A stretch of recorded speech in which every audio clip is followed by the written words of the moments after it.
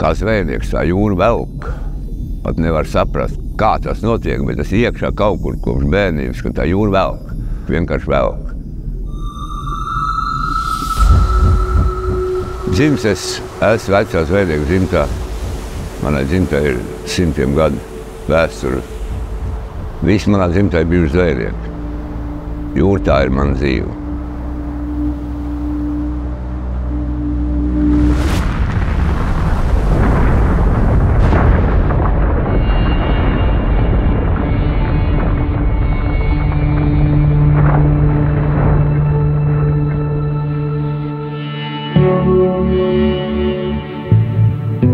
Kopš sev atceros, es gāju jūrā. Tēvam līdzi ar vecāko brāli. Zvejo mans dēls. Zvejos mans mazdēls. Bērndārs man bija šeit čūni, jo tad bērndārs vēl nebija mūsu bērni, zvejnieku bērni. Šeit vecāki strādāja zivīm un mēs te visu bariņu kūleņus metām un daudzījāmies, kā saka. Tad bija pamatskola, pēc tam mēstra vidusskola. Pēc vidusskolas iestājos Tehniskajā universitātē, tajā laikā Politiskais institūts, enerģētikas fakultātē. Bet es kopš bērnības esmu bijis diezgan traks, un, kā tēvs teica, traks, jā. Un tad tur arī 2 gadus es nomācījos un man pavūdz.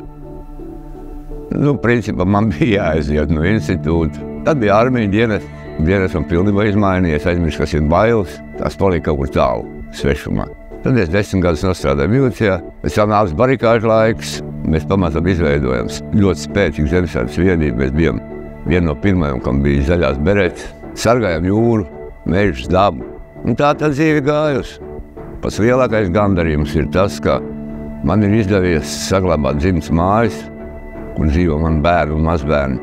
Blakā man ir stipri vīri, kas ir noticējuši man, kas ir noticējuši, ka mēs varam kaut ko izmainīt. Un dēļ viņiem arī es eju. Un mēs darīsim visu, lai Latvijas cilvēki, tāpat turisti varētu atbraukt pie zvejnieku mājās, zvejnieku sētā vai vietiņā, kur viņš tirgo tās zivis un nopirkt kvalitatīvu Latvijas zivi. Tas ir mūsu mērķis.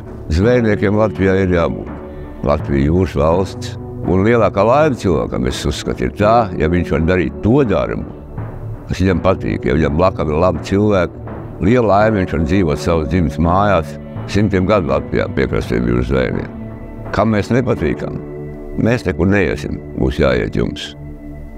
Tas īsumā tā viss.